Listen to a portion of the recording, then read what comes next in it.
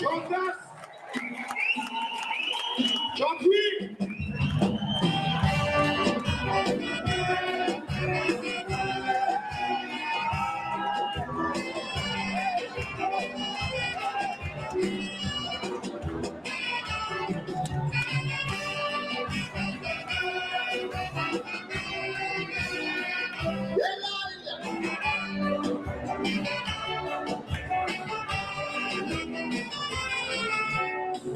Jockey boy, they rob your man. Got there in Savannah.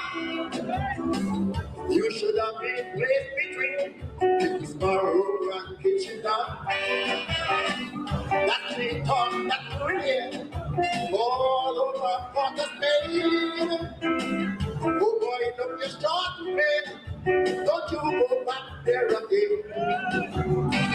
If you want to win the drum, you got to sing us and pass on.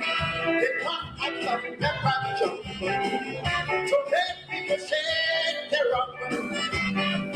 So me, I hope you see how power out with what prosperity. So to do best, you must dress like a test and trumpet test. Chucky, come on the scene, because you cannot find that fancy. To stop the light, to dress like Ryan, you are the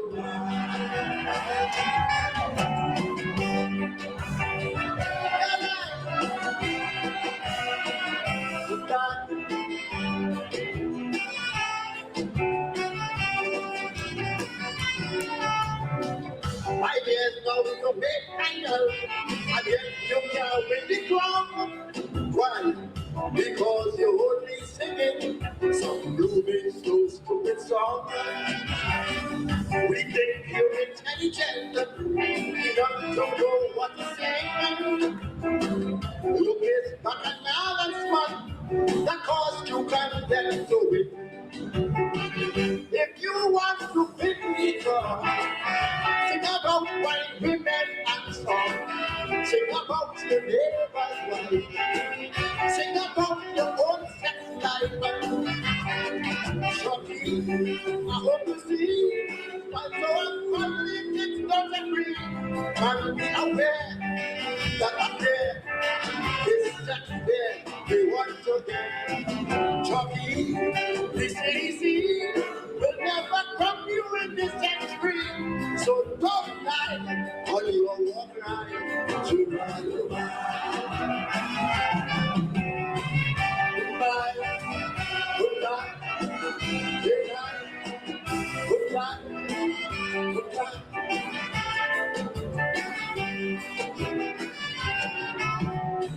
Until I get on talking, used to try everything. He sang your random song, but you never end up winning. People don't like serious songs with big philosophy. Try and sing some more like it, simple and very true. If you want to be girl, certain words must be in your song. Like better, carnival. Woman drum, bacchanal.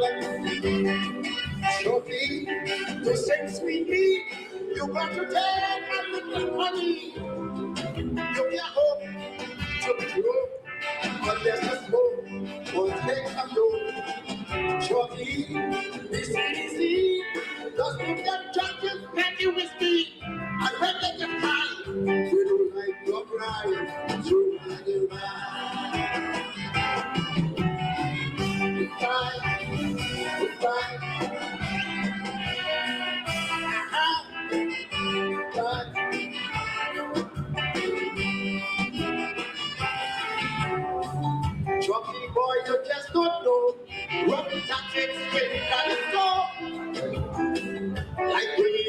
your crowd to put on others also. Forget your opponents to drink. Drink mix up with good as wine. Or send them judges that right. Only so the crown will die. If you want to sing and must be playing your song, it must be on recording phone. Or else they will call you down. Shortly, you got to be right in the 7 VIP. You could become, you could be talking come, unless you be done. All my friends, you have me wrong. My head is ready not to withdraw. But until I die, you hear my cry.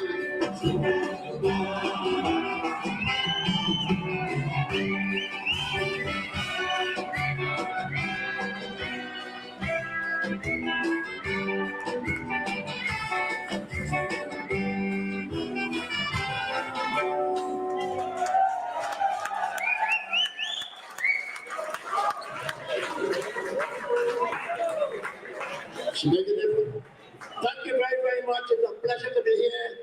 And to be singing for Whistle. We go back just in the days of. Oh, well, good evening and welcome to this evening's edition of Politics 101. The mighty chalked us there, Juba, Dubai, Juba, Dubai, Kaiso, Real Kaiso, Real Kaiso, Calypso, Calypso, Calypso, the mighty chalked us.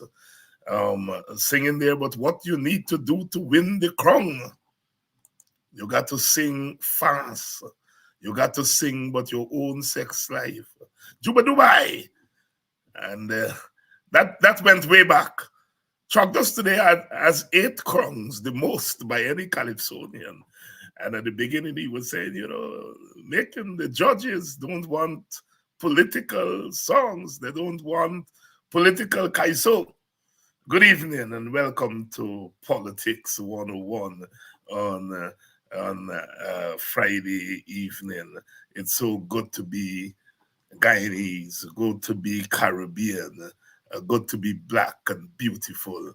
And you all heard, and I should have looked for that clip to play it. Those of you who are MSNBC-ites, you all are Joy Reid, whose mother was from Guyana. And she last night after Kamala Harris's riveting address to the DNC, Joy Reid was on, and she had been all week talking about our Guyanese heritage, and last night she went at it, in Guyana, and she talked about our mother from Guyana, or country Guyana, and she was talking about the Indian side of Kamala Harris, and she was saying she can identify with all of Kamala Harris because the African side, or Caribbean side, or Caribbean mother from Guyana, and the Indian side of Kamala, because she says, the Indians are in Guyana too. She was talking about the roti and curry and so on. So it's good to see someone with a large microphone, celebrating our heritage. She talks a lot about our African heritage and increasingly our Guyanese heritage, A little bit more, because Kamala doesn't talk a lot about our Jamaican heritage. I think she's talking a little bit more about it. But Joy Reid. I'm an MSNBC person, so I get to it. So it was good to hear Joy Reid talking about our Guyana. Understand? She goes out and Labor Day in New York and wear a Guyana flag and so on out there. It's good. It's good when our people have large microphone to celebrate us. You know, we try to make an example of that. As you notice here, I talk a lot here. My microphone is not as large as not even 1% of Joy Reid's microphone, but it's the example to talk about ordinary people, people from your own communities, your own villages, your own wards, and the town, people you went to school with, people who meet you in the streets. And, you know, part of it is to celebrate them, because the microphones that we have, they're large microphones because of those people. And so it was so nice to hear Joy Reid, who's one of my favorite commentators because she pulls no punches. She's a black woman. She's a black woman and she says that all the time. And she represents her blackness.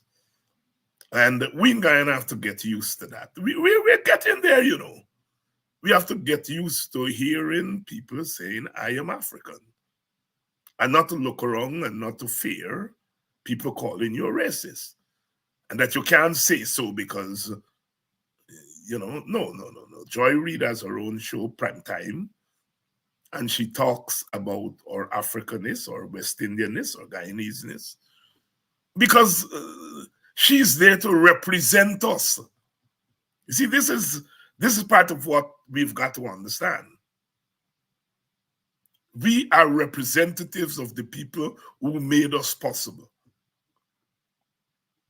We are representatives of the people who made us possible. So many people could be in the position that Aubrey Norton is, or Nigel Hughes, or myself. So many people who are as talented and more talented than us and could have had the large microphone that we have. And that we have it is not because of some special talent that we have, but it's because people invested in us. People invested in us.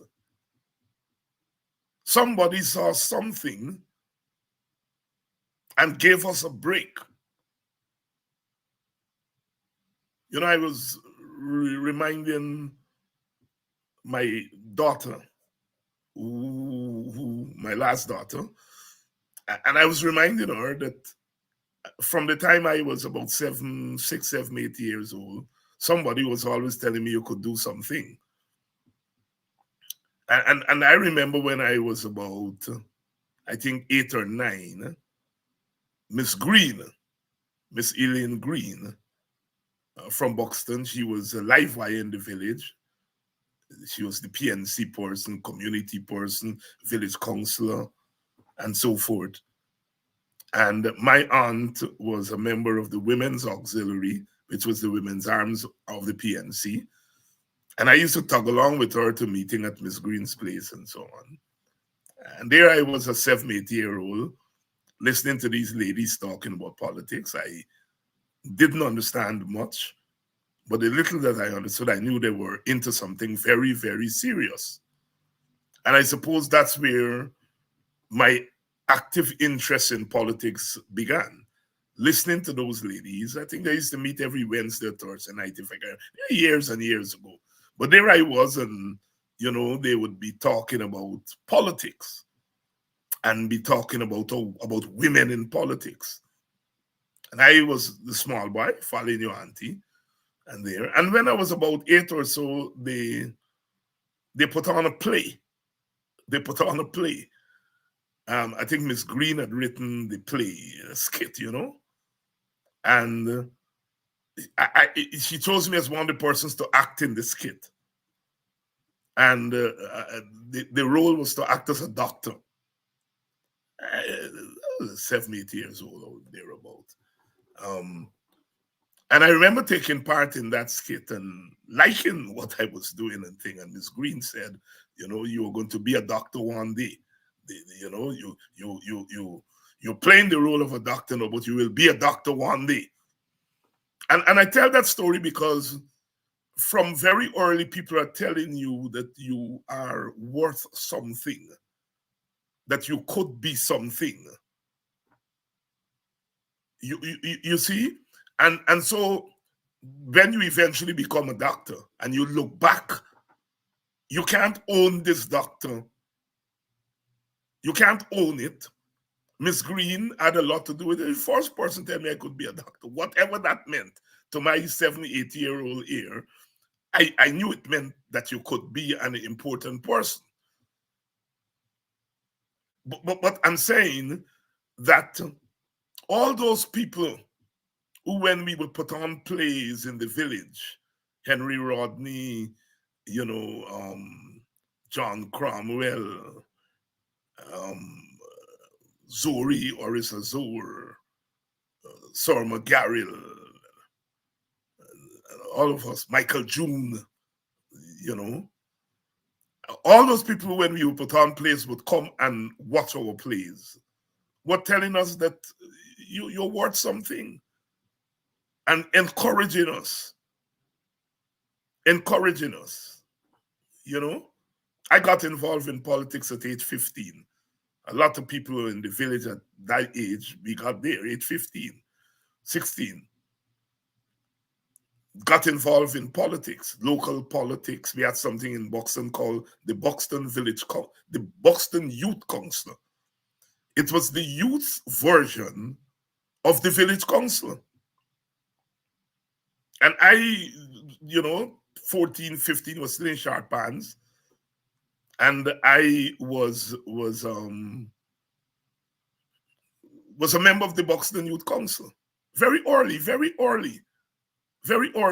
The older chaps in the village are saying to you that you could somebody, and you look back. You had people like Kwesi Ojinga who came to live in Buxton and got involved with us in drama. In fact, Kwesi, I think, is only responsible for Henry Rodney. They were both from BV. Henry went to school in Buxton with us. He would come and he would stay at Hopes, his cousin. And he would go home on Friday afternoon and come back on Sunday night. So he was more Buxtonian than BV. And then Kwesi married, come into Buxton. And, got involved. The drama was the thing, art. We were always doing something. Culture was the big deal. And so all those people who came out to look at us and pay money, whether it was $1 they paid or what have you, and came out and really were acknowledging us. And so when we get to where we are and we have these microphones, they don't belong to us. They belong to those people. And that is why I think Joy Reid is awesome. Because every day she let us know that she's a representative of Black people in America. She's a representative of Africans, her father's heritage. And she's representing Guyana, our mother. She wasn't born in Guyana, but she represents our country. She represents our country. Represent our country. And the message I'm trying to say here is that some of us get off by saying we are where we are because we are so good and we are so, of course we are good. All of us are good. I usually tell my students, you don't come to college to be bright, you come to college because you're bright. Of course. I say without fear of being contradicted. Ras Michael June is perhaps the best short story writer that I have encountered, and I know something about short story. I used to like Samuel Selvon, who I think was very good at short stories. He was a good novelist, but I think he was excellent at short stories. And I thought Michael June was exemplary as a short story writer. But you would hear about the Martin Carters and H.A. Seymours and so on. You would hardly hear about the Michael Junes. And so it's people like myself with a microphone who will have to talk about Michael June. Or a Kwesi Ojinga, who, for me, is one of the best playwrights because Kwesi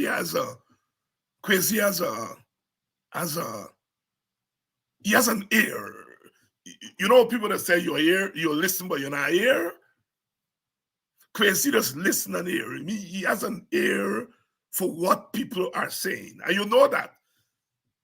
Because when he writes, he reproduces the rhythm, the cadence, the words of people. Remarkable. Remarkable. And so Kwesi was able to float between poetry, playwriting, songwriting, because he had the tremendous ear. But again, you're going to hear about Martin Carter, understandably so. For me, he's our greatest poet. But Kwesi was as good as Martin, as part of Martin. But who's going to say that? I have a microphone and I am speaking to hundreds of people right now. By the end of the night, this broadcast, thousands of people are going to hear it. By the end of the week, tens of thousands of people are going to hear it. And I am using this microphone to uplift a Kwesi Ojinga, to uplift a Michael June. This microphone is not my microphone. I'm old enough to remember, what's his name? They cowboy president, Ronald Reagan, making big news in America when he said, "This is my phone, my microphone," you know? And I remember back then even saying, no, it's not your microphone. This microphone is not my microphone. This is the microphone. This microphone belongs to all those Guyanese people who do not have a microphone of their own to speak. They own this microphone. And it is for me to affirm them, because in affirming them, I'm affirming myself. I'm affirming myself. I played Chalk Dust just now. The first person who introduced me to Chalk Dust is Kimani Neusi, who is from Essequibo, Queenstown, but came to teach in Buxton and became like Kwesi, a Buxtonian, like Henry Rodney, a Buxtonian. And he's a historian, as everyone knows, and Chalk Dust was a history teacher, and they met at something. But every year, Chalk Dust would send one of his albums, his LPs, to Kimani. And Kimani, I remember you looking at those albums, because you were a small boy. I mean, your parents couldn't get an album, couldn't buy an album, but there you were seeing Chalk Dust. And Kimani would play the music for us. And you say, what? And then Chalk Dust sung this calypso that had choir and a name inside, you know, got us more curious. This microphone that I have do not belong to me. And so I applaud Joy Reid. At prime time, on the biggest night in America politics, she's not just talking about Kamala, but she uses the moment of Kamala to talk about us in Guyana. That's what I'm talking about. That's what I'm talking about. You know, I remember years ago, Kwesi may not remember. I looked to see if he's on the program, because sometimes when you're talking, people name you got careful, let us step out. Kwesi Ojinga called me at night. We were then in Maryland, and we had gotten back into the acting thing. Me, Jasper Adams, And we had a good thing going there. And so Kwesi called me at night, about 2 o'clock, wake me up. I said, Kwesi, what happened? He said, he get an idea. He just get an idea for poem. And he said, let me hear. He said, me and Bolton been at school together. We sit down in the same bench. We read and write together. And we do this together, we do that together. And then today, Bolton gone so, and me gone so. Mr. Kwesi, why you wake me up at this hour for telling me? He said, well, Bolton is a boy from BV. Bolton is a character in BV. And here was Kwesi, in a sense, bigging up Bolton, using art and poetry to tell the story of Bolton.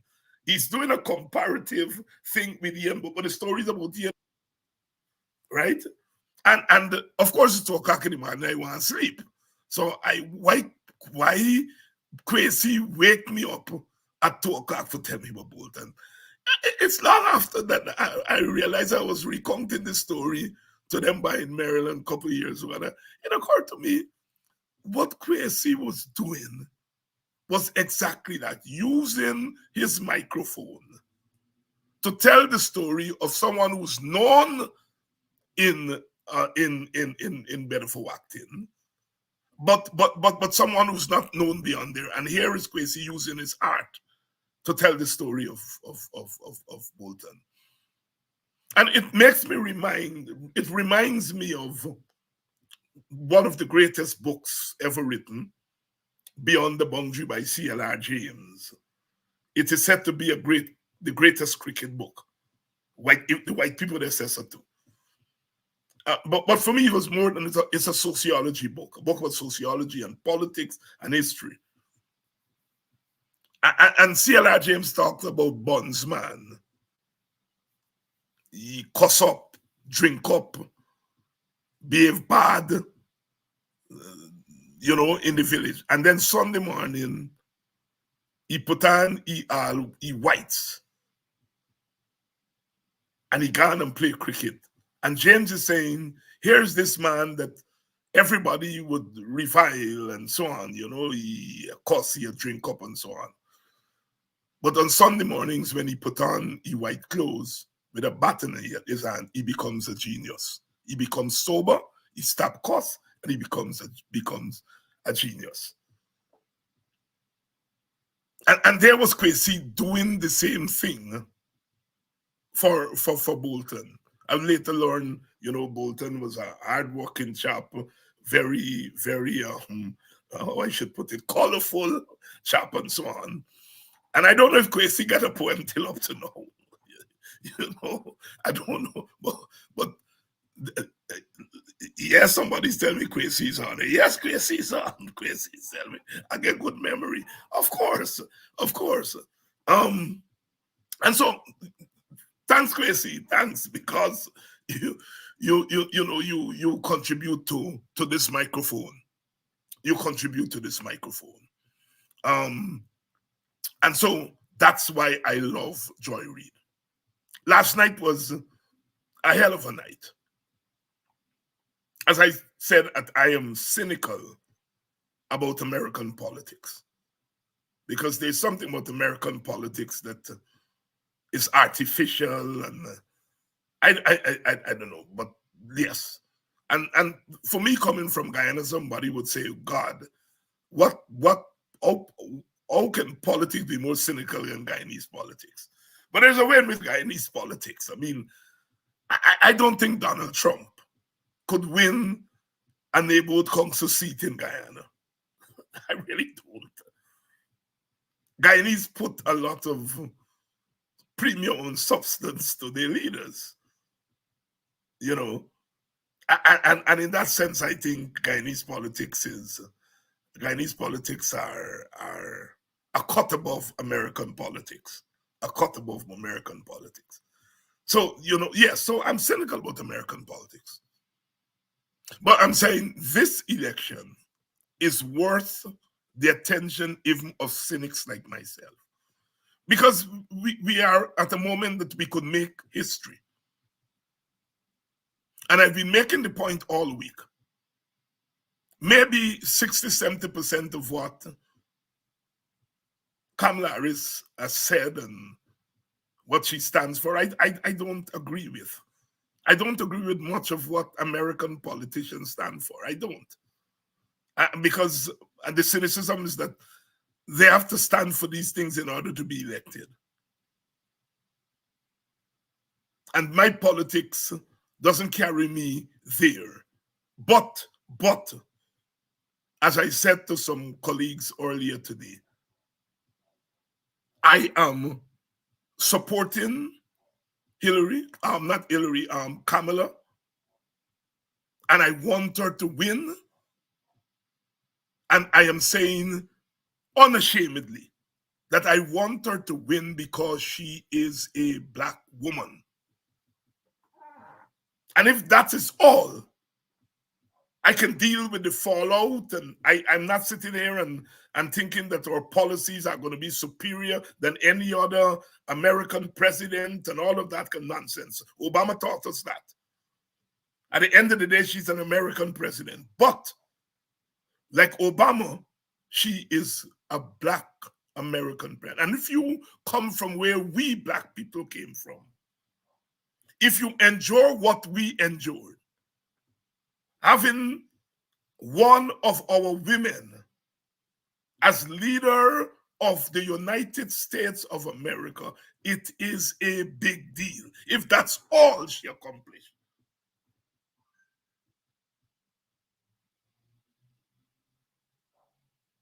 If that's all. And so, this is not a time for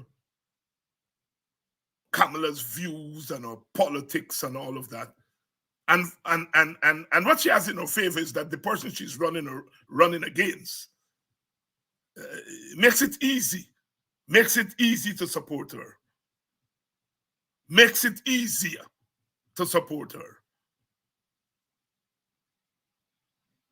Because you can't be worse than that chap.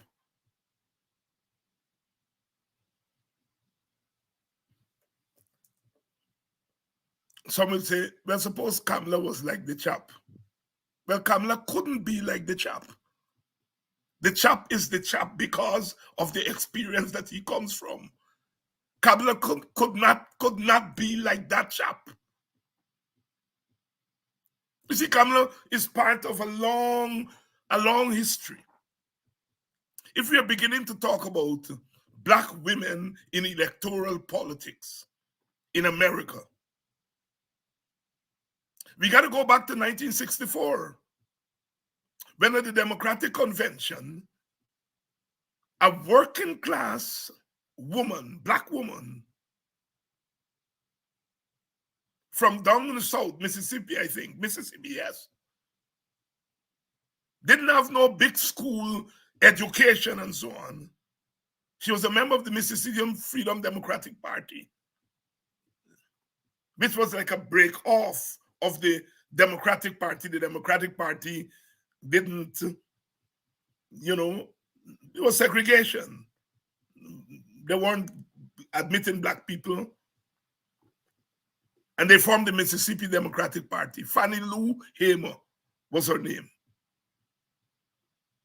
And she made an impassioned speech as a Black woman representing Black people at the 1964 convention, because the Democratic Party did not seat the members of the Mississippi Freedom Democratic Party. And she made an impassioned speech. She'll be remembered for saying, I'm sick and tired of being sick and tired. Fannie Lou Hamer, not an intellectual, not any of all of that.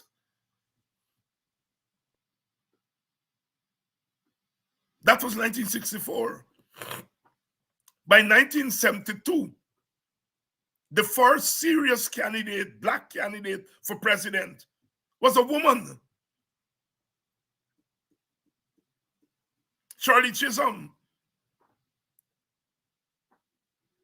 part Caribbean, Bajan.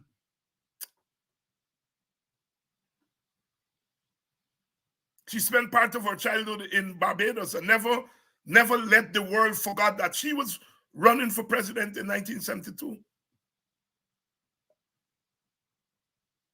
Thanks to Fannie Lou Hamer,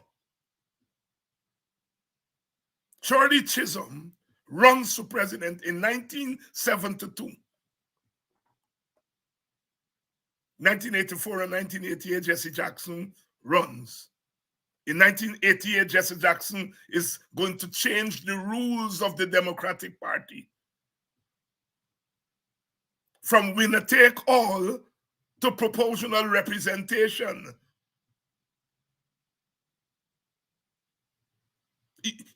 Jesse Jackson is important in changing up and democratizing the Democratic Party.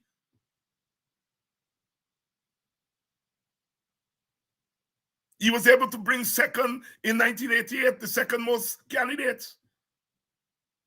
If there was winner take all, he would not have done that, but he was able to do that in 1988. And we know what happened 20 years later in 2008. And here we are, 16 years later in 2024, on the brink of the point I am making is that given our experience as Black people,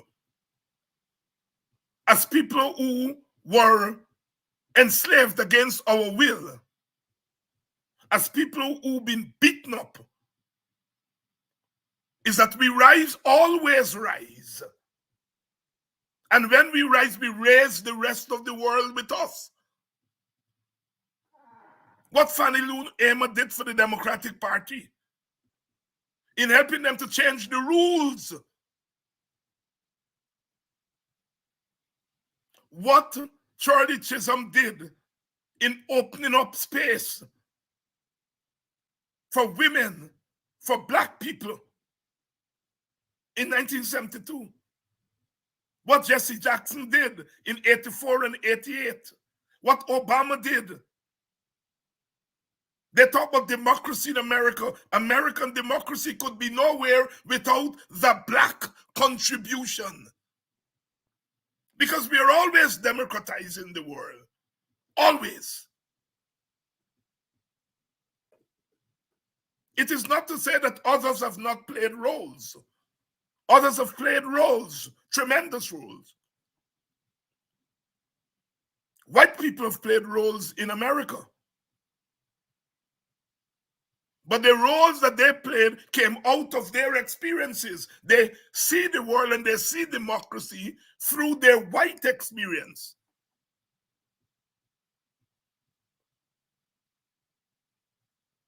There were white people who were abolitionists. They wanted slavery abolished. But guess what? They didn't want Black people to be part of the organizations that were meant to abolish slavery and to free Black people. So the head was in the right place. Slavery is a bad thing. It got to go. You know, which means that Black people should no longer be enslaved. But although we believe in the end of slavery, we still believe in the inferiority of Black people. How do we know that? Because these good white people didn't want Black people in the abolitionist movement. They didn't want Black people in the movement to free Black people because Black people in their head was inferior. They want slavery to end, but they want to maintain white superiority and Black inferiority. They were seeking democracy and freedom from their standpoint as white people. But we black people had to get out of slavery, had to get the hell out of there. And so when we are shaping democracy, our democracy is not just about forms, it's about substance. It's about getting out of slavery and maintaining our human dignity. White people wanted slavery to end, but they didn't want black human indignity to end. We wanted black human indignity to end.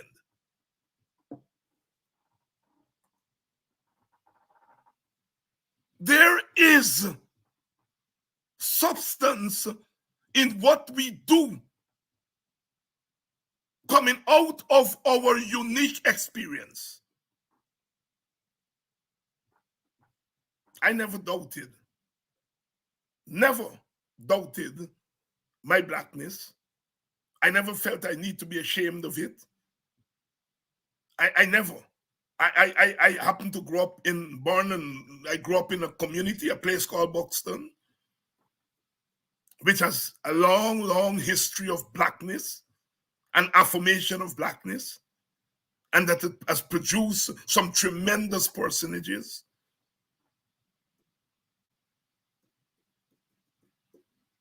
And so to be black in Buxton, to be black in Guyana, to be black in the diaspora in the world in the 1960s and the 1970s was normative.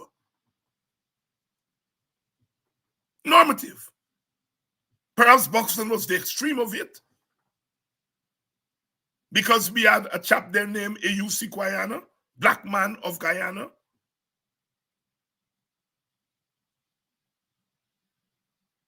To us, he was not just an ordinary black man, he was a saint.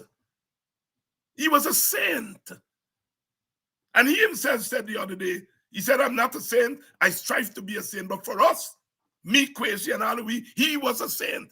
Kwesi's name is Kwesi Ojinga.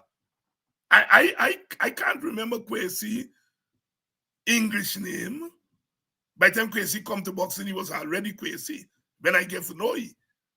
So I don't even know Kwesi English name. I heard it a couple of times when I got to BV, Bolton and his classmate and them Kali by he thing. But we learned to be black, and black was normative. So today when people say to me, David Hines, you can never win no election in Guyana because you're too black.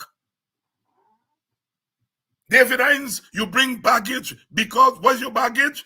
You're the talk about black people and race. A white boy, a white Guyanese was saying that about me. A white boy is saying David Hines bring baggage because he talk about black people. You see, I don't want to get started, you know. But in Buxton, he says, hey, Bakra Watchman, come out here. Hey, Bakra Watchman, come out here. You, Bakra. Imagine in 2024, a white boy telling a black boy, you bring baggage because you're talking about blackness. You see why our microphone got to be big and loud? And why so many of us who are black and brown have to lift our voices and sing, to borrow from the African-American Black National Anthem. Lift every voice and sing.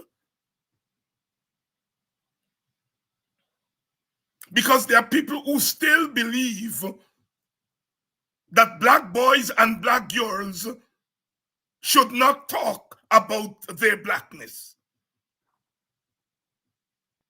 A white boy telling me, well, watch here, white boy.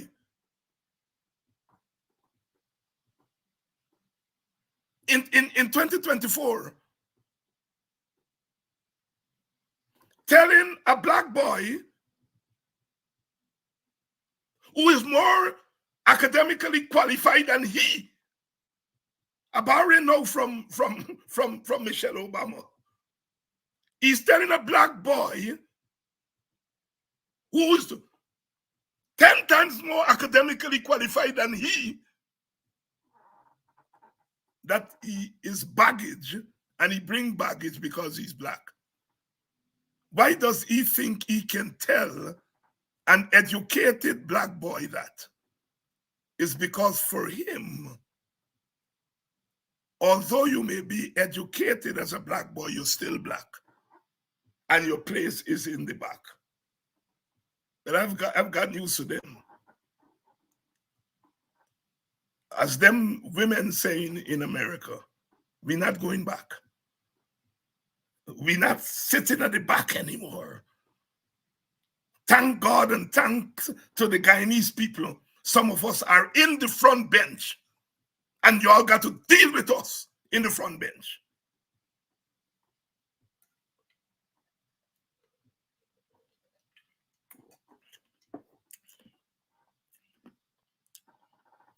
You see, they're happy with the likes of the president of the GTU. They're happy with the likes of the president of the GTU.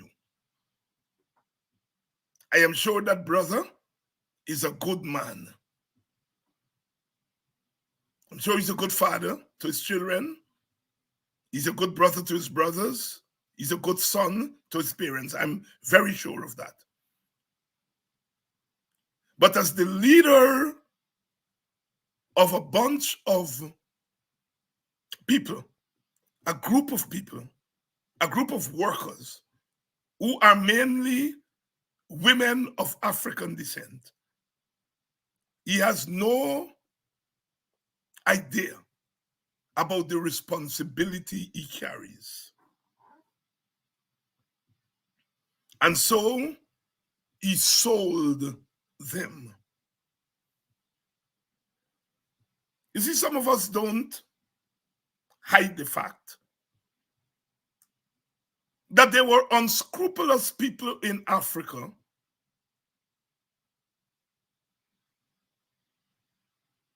most of them were mainly mixed people, because you see, the Portuguese from the 1400s had gone into Africa. And there's a colleague of mine who does studies in West Africa. And he said there's a group of mulatto people, descendants of the early Portuguese who went there, and Africans. And they speak, in Africa, they say they speak pidgin English, which would be called Creolese. And when you hear some of them there speak, they speak just like us in the Caribbean.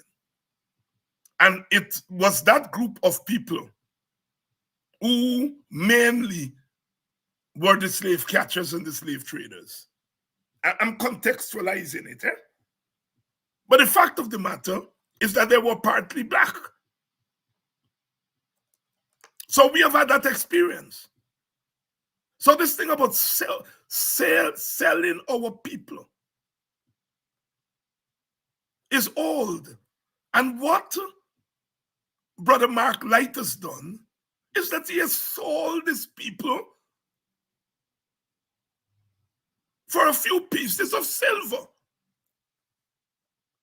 I don't know that anybody gave him any money. I don't know that. I don't even think that he need anybody to give him money. But he's now the darling of the oppressors. They may probably give him bodyguard tonight. That is the 30 pieces of silver that I'm talking about. In order to be in the good books of the oppressors, he sold his people, sold out his people. I don't know what else he got. I don't even know that he got anything of substance or any material things. Let me put it that way. But what I do know is that he had the power to put more wages in the pockets of teachers, of workers, of black women. And instead of doing that, he joined with their oppressors to rob them. To rob them. like a highway robber.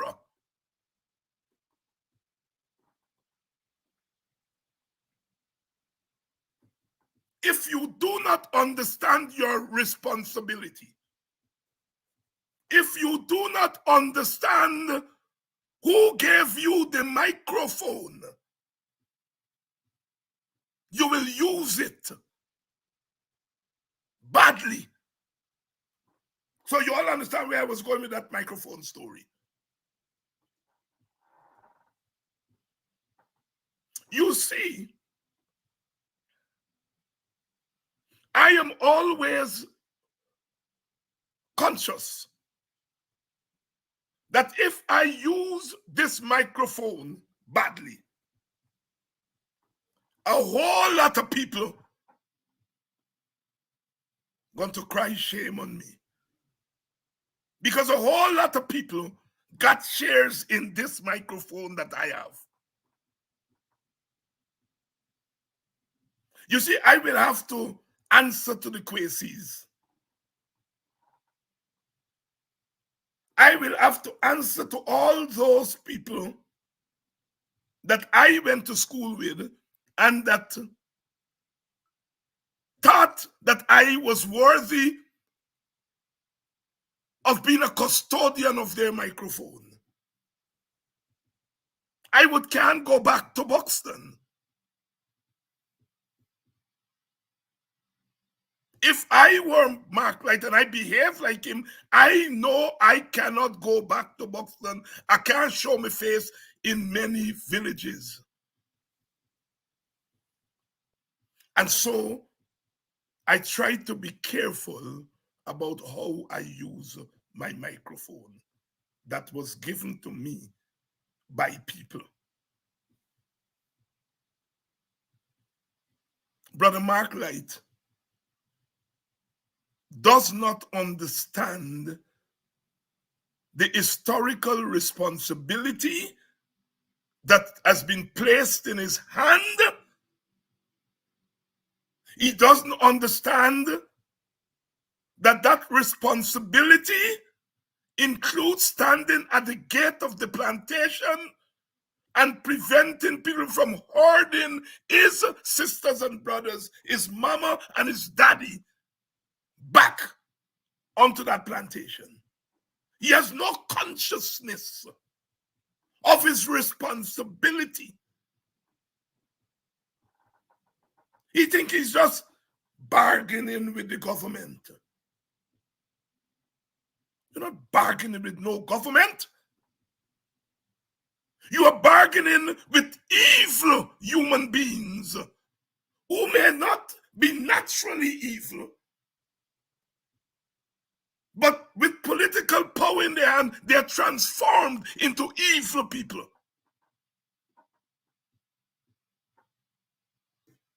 You are bargaining with people who are stealing our money in front of our faces.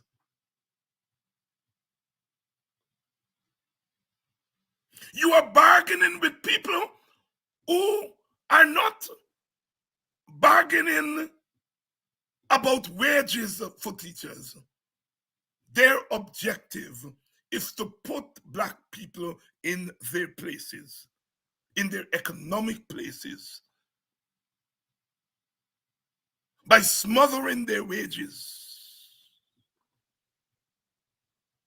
Because with economic power comes political power. Mark Light has absolutely no consciousness of his responsibility to poor people, to Black people, and to women and workers.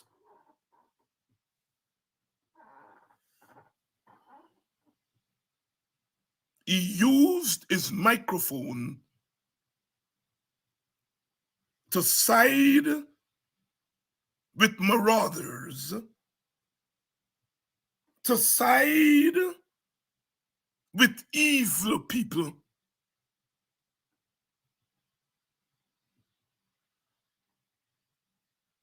to devour the dignity of his own people.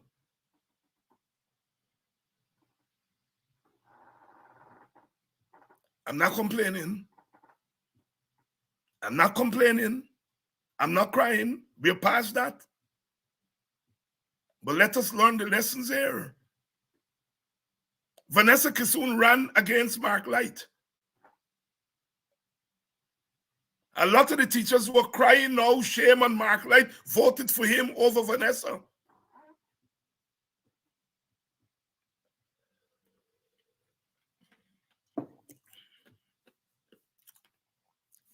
They would have come up with what they consider to be good reasons why they voted for Mark over Vanessa. I am sure they would have convinced themselves why he is the better candidate. Maybe because he was a man. Maybe because he got a PhD. Maybe because, I don't know, maybe because he was friends with people. I don't know. But I'm sure they came up with good reasons why they voted for him over her. Old people say, one day, Congote. Today, a year later, they're crying shame, as they must, on Brother Mark. We made a mistake. They made a mistake. They should have voted for Vanessa. Vanessa would not have put them in this shit. Vanessa would not have sold them. Vanessa would not have become a slave catcher. Brother Mark has allowed himself to become a slave catcher.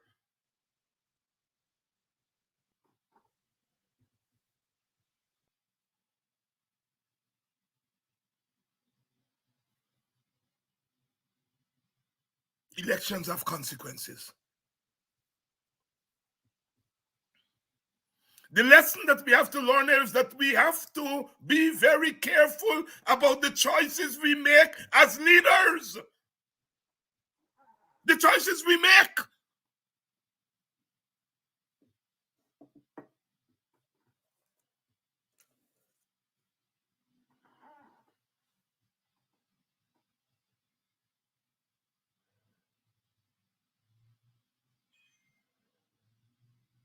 That brother has done the unpardonable thing.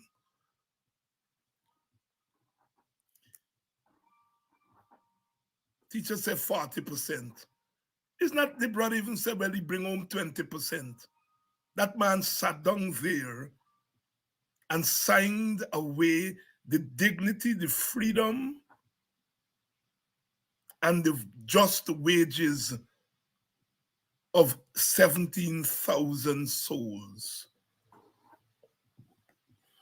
Don't tell me about allowances. Because I see some allowances where if you get a PhD, the allowance is $15,000. If you get a MA, a master's, is $10,000. And if you don't have all of that, is $4,000 or $5,000. So even when you're talking about but allowances, the allowances is for the few at the top who got a PhD and masters. The overwhelming majority of our teachers don't have masters and PhD. So they're not benefiting from that nonsense that he's talking about. But they want the wages.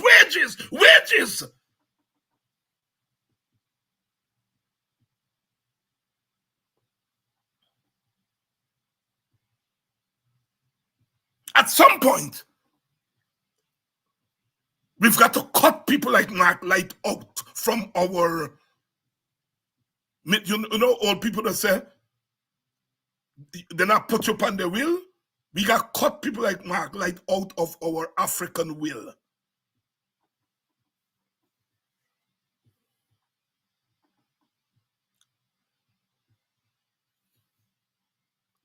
I've heard that the brother was shaky.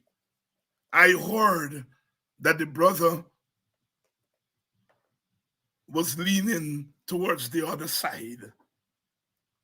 I heard this, I heard that.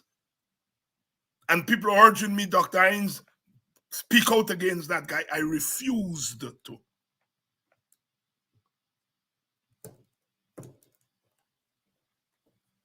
Because I was not interested in that. I was interested in how he was going to represent my sisters. My sisters mainly. There are some brothers there, but mainly my sisters. And I was giving him a chance. I called him one day, or emailed him, or text him and asked him to come on to this program. He didn't.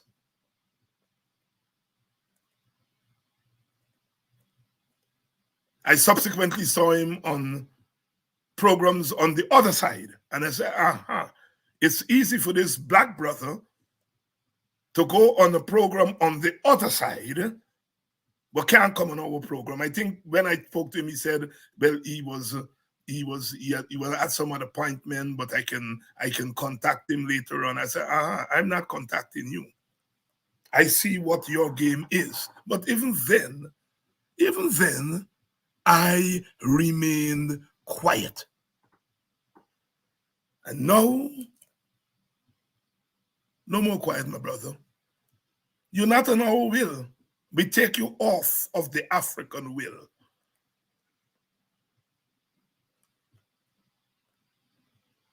What you did is akin to what slave catchers did. You have imprisoned your brother and sister teachers, your sister and brother teachers. You've imprisoned black women economically. That teacher tonight who's not able to provide a proper dinner for our 4 children or 3 children is because of you, Mark Light. Your behavior is mercenary. Mercenary.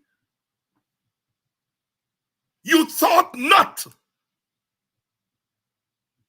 about the well-being of your people.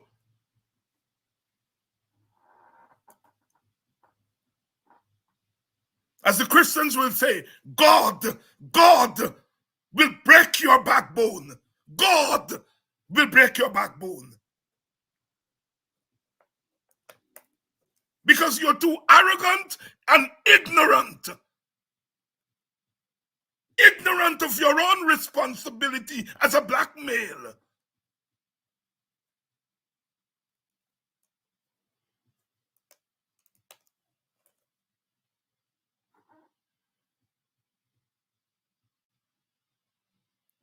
We're closing the gate.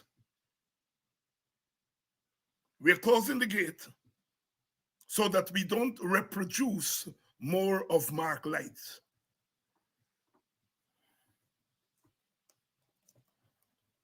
God bless Coretta McDonald. God bless a black woman.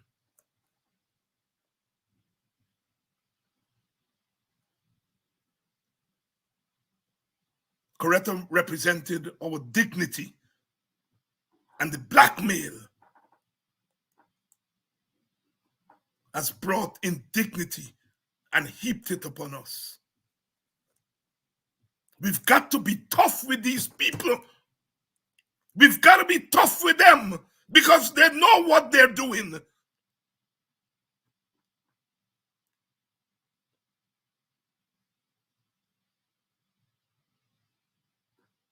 How could you?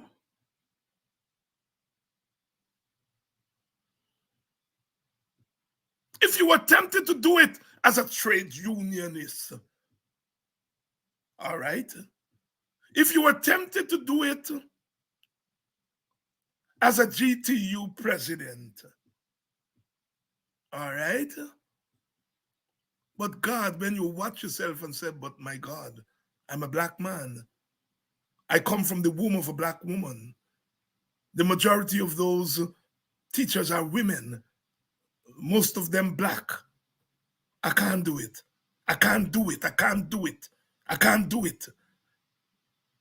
Oh my God, I can't do it.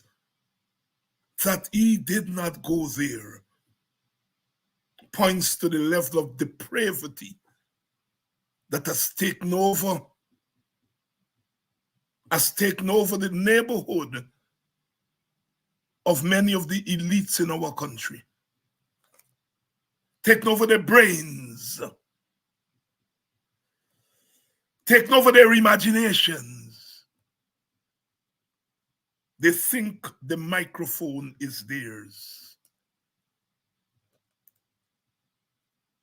Take back the microphone.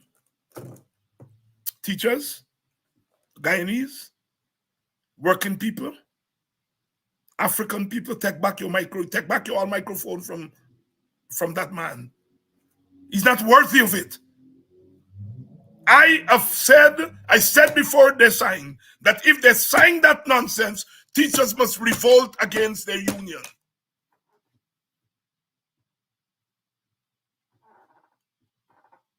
And you must. And we must support the teachers. You see, part of the problem is that that Mark Light could take advantage on those teachers because a lot of the Guyanese population didn't stand with those teachers.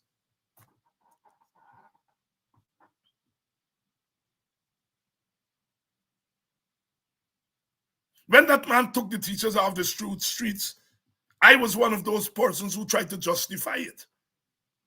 I was giving the brother a chance. When he took the teachers off the street, as one of those people said, the teachers won a victory. I still believe that. But I was willing to give Brother Mark a chance. He has messed up, he has shit up. Chances are gone. The teachers who are dissatisfied must now plan. And your plan cannot include your president. Teachers, you all went to the court. And the court ruled on your side. I am reliably informed that the process by which this agreement was signed cannot pass the legal test. He just got to go to court. The General Secretary has not signed.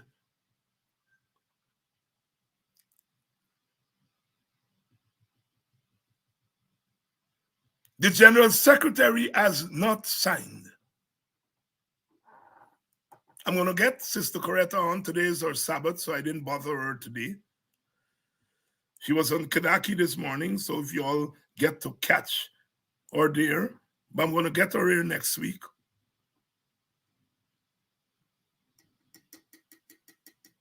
This story ain't done. We've got to fight back. We've got to fight back.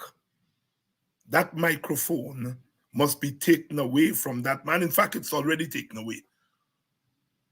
It's already taken away because he misunderstood who the real owners of that microphone that he holds, who the real owners are.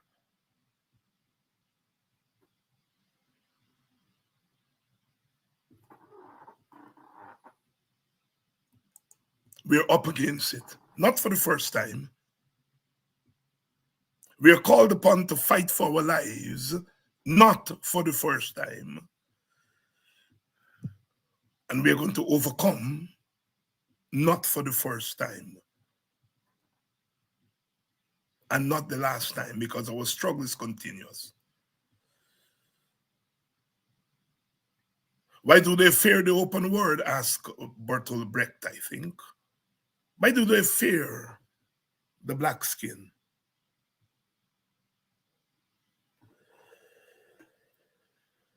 Because mixed up with that blackness It's a long history of righteous struggle, a long history of perseverance and overcoming,